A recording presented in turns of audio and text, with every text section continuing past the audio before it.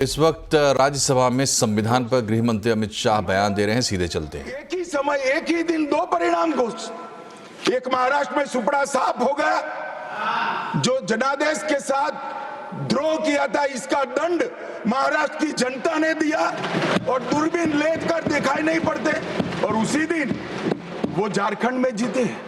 तो महाराष्ट्र में ईवीएम खराब है और झारखंड में टप से जाकर नए कपड़े पहनकर शपथ ले ली। अरे भाई जरा तो शर्म करो, जनता देख रही है। एक जगह ईवीएम सही है, एक जगह ईवीएम खराब है। मान्यवर, ऐसा कैसे हो सकता है? और मान्यवर, यहां पर इलाहाबाद हाईकोर्ट ने इंदिरा गांधी जी के चुनाव को निरस्त कर दिया, अमान्य किया, और उन्होंने संशोधन से प्रधानमंत्री पद की न्यायिक जांच पर भी प्रतिबंध लगा दिया। आपको जो करना है वो करो, कोई न्यायिक जांच नहीं है। ये अभी जो अधिकारों की गुहार लेकर घूमते हैं मेरे कम्युनिस्ट भाई, मैं उनको पूछना चाहता हूं, किसके साथ बैठे हो? किसके साथ बैठे हो? रात को अंधेरा कर कर अपनी आत्मा को टटोलना भैया, मालूम पड़ेगा। और ये संविधान संशोधन मान्यवर रिट्रोस्पेक्टिव इफेक्ट से किया गया कि पुराना भी मुकदमा है तो वो खारिज हो जाएगा। कभी ऐसा होता है? हमारे प्रधानमंत्री तो कहते हैं मैं प्रधानमंत्री नहीं हूं, प्रधान सेवक। और कोई कहता है कि मुझ पर मुकदमा नहीं हो सकता, मैं शासक हूं, शासक के खिलाफ उंगली नहीं उठाई जाती। भले संविधान ने अधिकार दिया, वो अधिकार हम समाप्त कर देते हैं। और मान्यवर ऐसे ऐसे सुधार किए हैं। मान्यवर, उस वक्त भी श्रीमती इंदिरा गांधी थी और 42वां संविधान संशोधन आया। मान्यवर, अभी अभी सुबह दूसरे सदन में वन नेशन वन इलेक्शन का बिल पेश हो रहा था। सारी कांग्रेस पार्टी और इनके साथी दल लोकसभा को, विधानसभा और लोकसभा का कार्यकाल बदलने का अधिकार नहीं। मैं सुन रहा था, है नहीं है तो जब बिल आएगा तब चर्चा करेंगे। परंतु भाई आपने क्या किया? 42वें संशोधन से 3 जनवरी को लोकसभा और राज्य की विधानसभाओं का सामान्य कार्यकाल 5 वर्ष से बढ़ाकर 6 साल कर दिया। क्यों किया? कि अभी चुनाव होगा तो हम हार जाएंगे, इसलिए लोकसभा को ही लंबा कर दो। इतनी निर्लज्जता के साथ विश्व में कोई संविधान संशोधन नहीं हुआ होगा। मान्यवर, दूसरा, कुछ कानून पारित करने थे। सदस्य उस वक्त ज्यादा विरोध तो कर नहीं सकते थे, मगर विरोध करने का नया तरीका कुछ कांग्रेस में, जिसमें हिम्मत थोड़ी बची कुची थी, इन्होंने कहा एब्सेंट रहने लगे तो क्वारम नहीं होता था। तो फरवरी 1 को संविधान संशोधन किया कि संसद और राज्यसभा में क्वारम की आवश्यकता नहीं है। वाह, 5 लोग भी है तो चला लो भाई। इसके बाद राष्ट्रपति शासन की अवधि, खड़गे साहब किया है तो सुनना पड़ेगा, हिम्मत के साथ सुनना पड़ेगा। मान्यवर, राष्ट्रपति शासन की अवधि, राष्ट्रपति शासन की अवधि 6 महीने तक बढ़ा दी। मान्यवर, ये 4 संशोधन, मैं समझ रहा हूं क्यों गुस्सा आ रहा है, मैं समझ रहा हूं क्यों गुस्सा आ रहा है। मान्यवर, Sir, he is not yielding. Honorable Home Minister is not yielding. Are you yielding, sir? मान्यवर, मैं आपको एड्रेस करूंगा।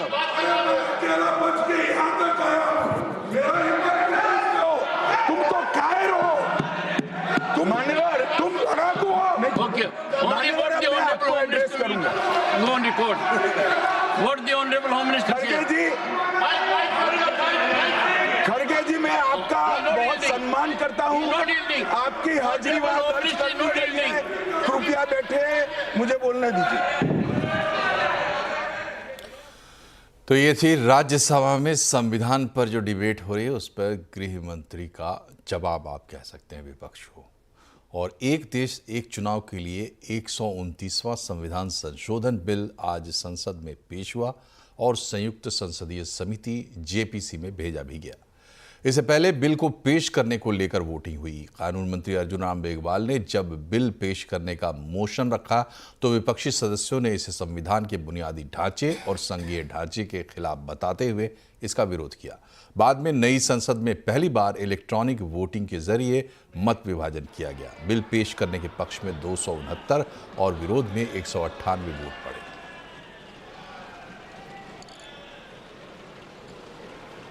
Anti-constitutional bill. It's against the federalism of our nation, and we are opposing the bill. कुछ नहीं बचा है आपके पास। अध्यक्ष जी, सदन को थोड़ा सा सिस्टम में लाएं। अध्यक्ष जी, आपसे अनुरोध है, आपके माध्यम से सरकार से अनुरोध है।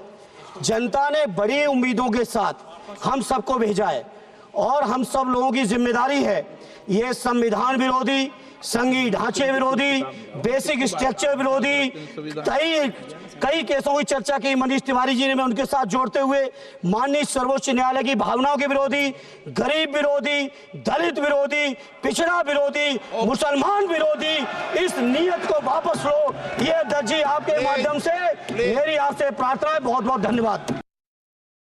We object to this. Why are we giving this authority to the Election Commission to dissolve assemblies who are elected for 5 years? So I think to break these tenures is completely objectionable, and India is a union of states. Central government cannot.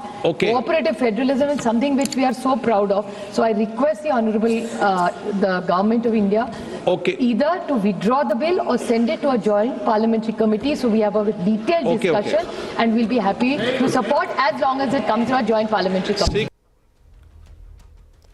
वहीं कानून मंत्री अर्जुन राम मेघवाल ने कहा कि आज़ादी के बाद से चुनाव आयोग लोकसभा और विधानसभाओं के 400 से ज़्यादा चुनाव करा चुका है।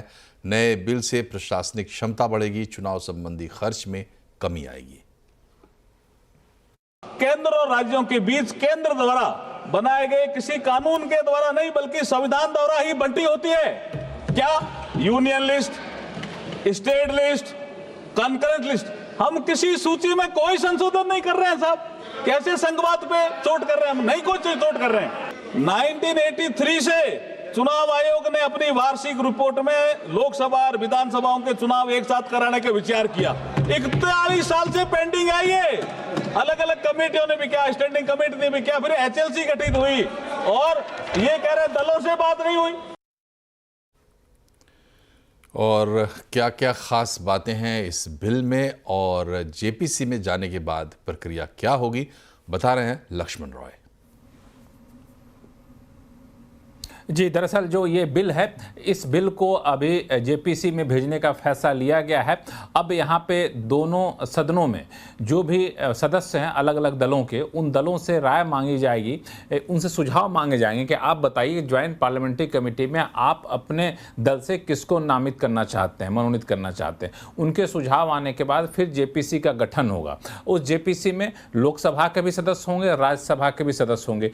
किस पार्टी के कितने होंगे उस पार्टी की संख्या बल के आधार पर तय होगा। उसके बाद उसी जेपीसी का जब नोटिफिकेशन होगा तब बताया जाएगा किस तारीख तक जेपीसी को अपनी रिपोर्ट सौंपनी है। फिर जेपीसी की बैठकें होंगी और बैठकों के बाद उनकी जो भी सिफारिश होगी उस सिफारिश को इस बिल में शामिल करके दोबारा से बिल को संशोधित करके पेश किया जाएगा। जब बिल पेश कर दिया जाए तब असली चुनौती यहाँ पर शुरू होगी। चूंकि ये संविधान संशोधन बिल है तो 2/3 बहुमत से इस बिल को पारित करना होगा। लोकसभा में 2/3 बहुमत लाना पड़ेगा। ये एक नंबर गेम के हिसाब से कह सकते हैं कि एक चैलेंज होगा। फिर राज्यसभा से पारित करना होगा, फिर 15 राज्यों से इसे मंजूरी लेनी पड़ेगी। तो ये एक मुझे लगता है कि लंबी प्रक्रिया होगी इस बिल को जमीन पर लागू करने में, लेकिन इस प्रक्रिया की यहाँ पे शुरुआत हो गई है और अलग अलग राय यहाँ पे दिए जा रहे हैं और विरोध भी, उसके भी अपनी दलीलें हैं। तो मुझे लगता है जेपीसी की बैठक के दौरान जो चर्चा सलाह मशविरा होगी तो कुछ चीज़ें शायद दूर होता दिखे, तो शायद एक आम सहमति की तरफ बढ़ता हुआ बिल दिखे, लेकिन फिलहाल पूरा सत्ता पक्ष और विपक्ष आर पार बटा हुआ है। जी, तो सत्ता पक्ष और विपक्ष में जो आर पार चल रहा है उस पर एक डिटेल चर्चा आप देखिए लक्ष्मण रॉय के साथ आज आवाज़ अड्डा में शाम 7:57 पर, जहां वन नेशन वन इलेक्शन की पूरी बारीकियां हम आपको समझाने की कोशिश करेंगे एक्सपर्ट्स के साथ।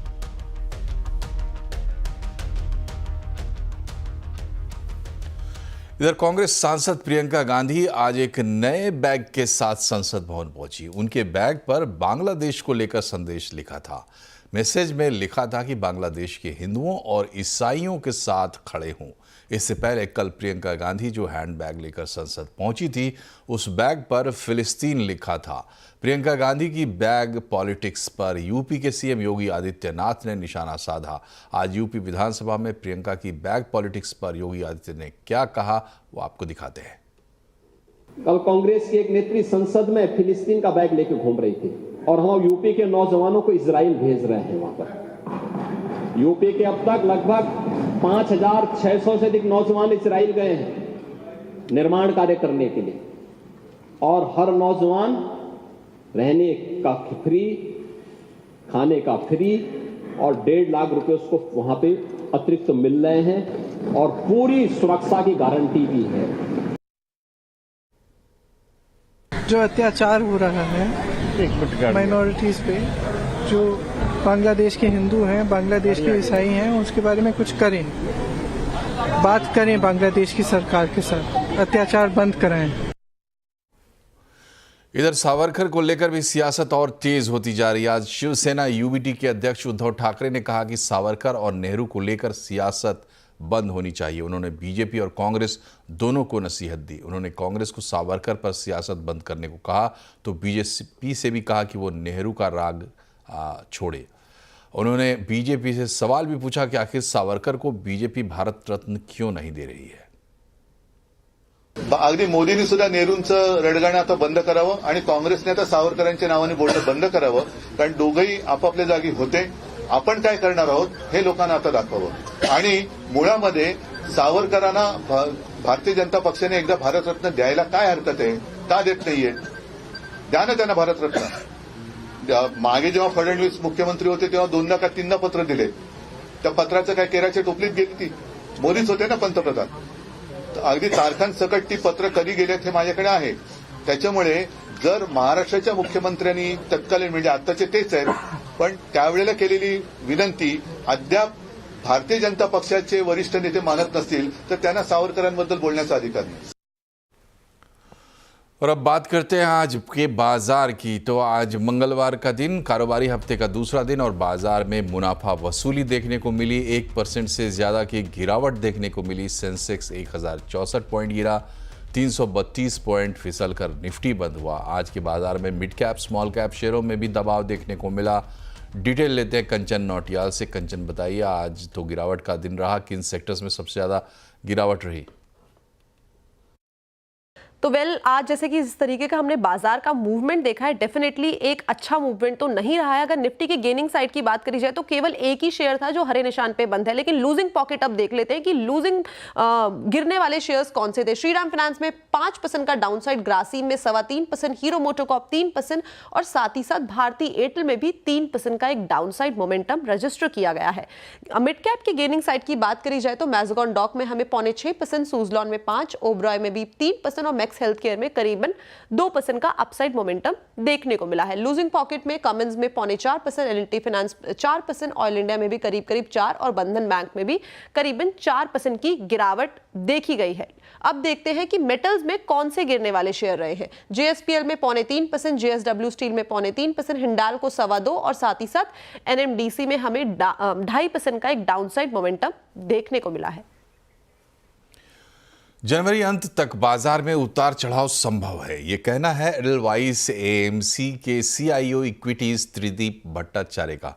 सीएनबीसी आवाज से खास बातचीत में Tridip Bhattacharya IT, realty, consumption sector पर बुलिश दिखे। डोमेस्टिक ओरिएंटेड थीम्स पे ज़्यादा फोकस करना चाहिए, क्योंकि ग्लोबल पर्टिकुलरली जो दारोमदार है वो क्लियर होगी अगले 2-3 महीने में। तो डोमेस्टिक पॉइंट ऑफ व्यू से हमें लगता है कि जो एनबीएफसीज एज ए सेक्टर है वो उसके वैल्यूएशन अभी भी रीजनेबल है। और अगर मान लीजिए अगले 12-15 महीने में रेट कट्स हों तो उसमें हम लोग को एक थोड़ा सा मार्जिन्स में बेहतरी का सिचुएशन देखने को मिल सकता है। और ग्लोबल बिजनेसेस में हमें लगता है कि आईटी एक अच्छा सेक्टर है, जो कि हम ओवरवेट भी है और पिछले 3 से 6 महीने हमने वेटेज बढ़ाई भी है। हमें लगता है कि करेंसी में जो वॉलेटिलिटी देखने को मिलेगी और साथ में अगर आप ग्लोबल पॉलिसीज थोड़े से कॉर्पोरेट्स, यूएस कॉर्पोरेट्स के लिए बेहतर हो तो as a play on the same Indian IT sector benefit हो सकता है। तो ये 2 सेक्टर मैं कहना चाहूंगा। और तीसरा जो है, मेरे ख्याल से गवर्नमेंट डिसीजन मेकिंग जैसे सेकंड हाफ में वापस आएगी, कुछ हद तक जो मैन्युफैक्चरिंग और कैपेक्स रिलेटेड स्टॉक्स में करेक्शन देखने को मिली है, वहां पे थोड़ा बहुत रिवर्सल आता हुआ देखते हैं। तो ये 3 सेक्टर्स, 2 डोमेस्टिक और 1 आईटी, जो आज के डेट में मुझे पसंद है। और अब बात करते हैं सीएनबीसी आवाज़ और ग्रो की खास पहल की, ग्रोथ कोड की।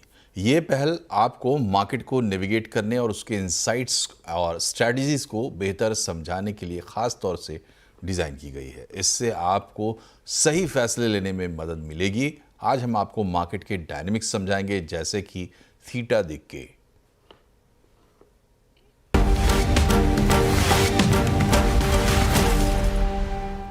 समय बहुत मूल्यवान होता है, खासकर ट्रेडिंग में। और अगर आप ऑप्शंस ट्रेड कर रहे हैं तो मार्केट डायनेमिक्स जैसे कि थीटा डिके को समझना बेहद जरूरी है। थीटा डिके ये दर्शाता है कि समय के साथ ऑप्शंस का प्रीमियम किस तरह घटता है। इसे इस तरह से समझिए जैसे बर्फ धीरे धीरे पिघलती है। हर दिन भले ही मार्केट का प्रदर्शन कैसा भी हो, आपके ऑप्शंस की वैल्यू का एक हिस्सा समय के साथ नेचुरली कम हो जाता है। यहीं आता है असली खेल।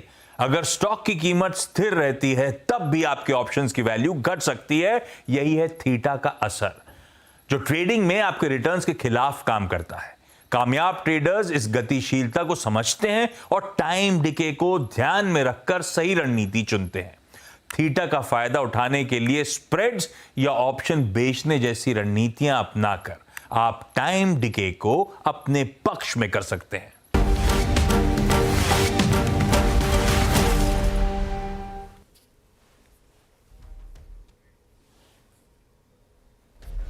और इसी के साथ यहां पर एक छोटा सा ब्रेक, तुरंत हाजिर होते हैं।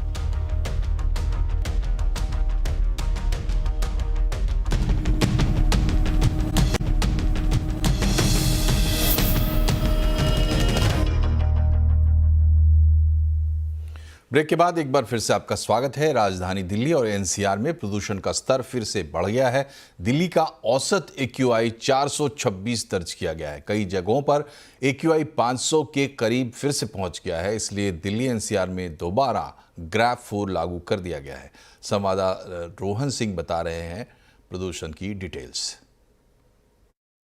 जी, एक ऐसे समय में जब लोगों को लगने लगा था कि शायद दिल्ली में प्रदूषण का जो सीजन है वो खत्म हो गया है, प्रदूषण ने अचानक से वापसी कर ली है। इस वक्त जब हम बात कर रहे हैं, दिल्ली का औसत AQI 426 है, जो कि गंभीर की श्रेणी में है। और जो 40 मॉनिटरिंग स्टेशन दिल्ली में होते हैं उसमें से 30 ऐसे हैं जहां AQI 40 के पार है, यानी कि गंभीर की स्थिति में है। इसमें नरेला, बवाना, ITO जहां मैं खड़ा हूं इस वक्त, आनंद विहार, ये सभी इलाके शामिल हैं जहां प्रदूषण की स्थिति काफी ज्यादा गंभीर है। आज सुबह जब दिल्ली वाले उठे तो चारों तरफ स्मॉग थी। हालांकि बाद में जरूर जो हवा की स्थिति है वो थोड़ी सी बेहतर हुई, लेकिन मौसम विभाग की तरफ से कोई खास राहत नहीं मिलने वाली है। अगले से 2 से 3 दिनों का जो फोरकास्ट है, टेम्परेचर 4 से 5 डिग्री सेंटीग्रेड जो न्यूनतम है वो रहने वाला है, यानी कि जो प्रदूषण की स्थिति है वो भी इसके साथ ही बरकरार रहेगी। कोल्ड वेव्स भी बरकरार रहेंगे, यानी कि जो AQI है वो गंभीर श्रेणी में रहने की आशंका है। और दिल्ली सरकार ने इस वक्त ग्रेडेड रिस्पांस एक्शन प्लान का स्टेज 4 फिर से लागू कर दिया है। इसमें जो कंस्ट्रक्शन एक्टिविटीज़ है वो पूरी तरह से रोक लगाई गई है उस पर। इसके अलावा जो स्कूल्स हैं वो हाइब्रिड मोड पे चल रहे हैं। बाहर से आने वाली जो ट्रक्स हैं उन पर रोक लगाई गई है। और ये सारे जो मेजर्स हैं ये तब तक जारी रहेंगे जब तक कि जो हवा की क्वालिटी है वो सीवियर की स्थिति में बनी रहती है। लेकिन अगले कुछ दिनों तक जो अब तक का फोरकास्ट है, दिल्ली वासियों को प्रदूषण का सामना करना ही पड़ेगा। कनाडा के प्रधानमंत्री जस्टिन ट्रूडो को बड़ा झटका लगा है। कनाडा की डिप्टी PM और वित्त मंत्री क्रिस्टिया फिनलैंड ने सोमवार को अपने पद से इस्तीफा दे दिया। फ्रीलैंड ने एक पत्र के जरिए अपना इस्तीफा सौंपा। पत्र में फ्रीलैंड ने बताया कि पिछले हफ्ते ट्रूडो ने उन्हें वित्त मंत्री के पद से हटाने की कोशिश की थी और उन्हें मंत्रिमंडल में कोई अन्य भूमिका देने की पेशकश की थी।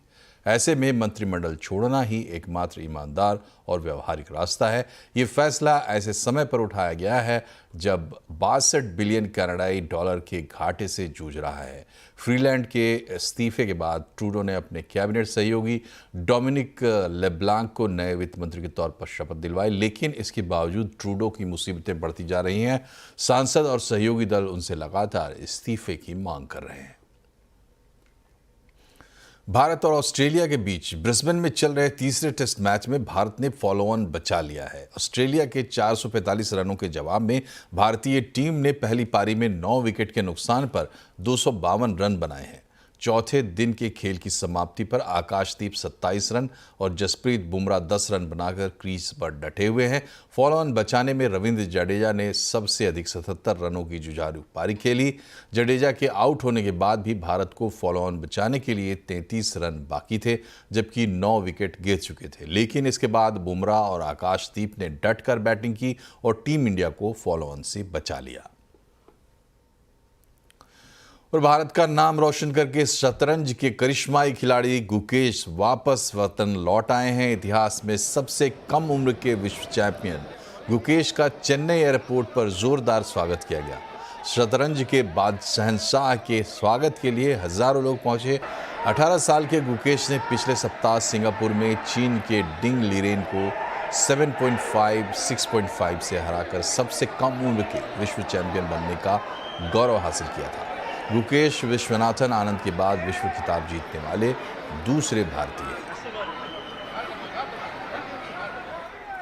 और एक बार फिर से बात ग्रोथ कोड की, जो ग्रो और CNBC आवाज़ की एक खास पहल है। ये पहल आपको मार्केट को नेविगेट करने और उसके इंसाइट्स और स्ट्रैटेजीज को समझाने के लिए ख़ास तौर से डिज़ाइन की गई है।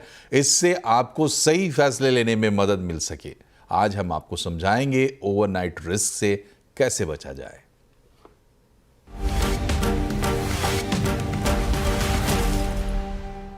अक्सर देखा गया है कि ट्रेडर अपने सौदों को कैरी फॉरवर्ड कर अगले दिन के लिए ले जाते हैं, लेकिन वो भूल जाते हैं कि कैरी किए गए सौदों में बड़ा ओवरनाइट रिस्क होता है।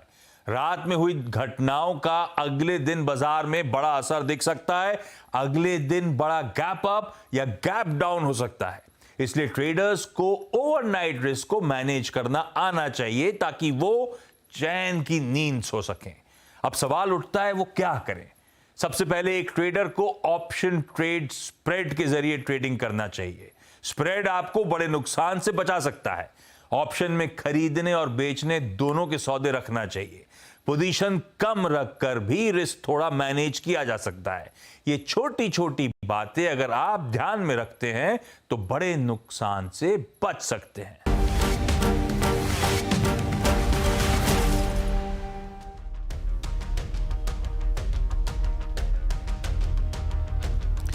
और इसी के साथ इस बुलेटिन में फिलहाल इतना ही, लेकिन खबरों पर अपडेट रहिए और जुड़े रहिए CNBC आवाज से हमारे सोशल मीडिया हैंडल्स के जरिए। नमस्कार।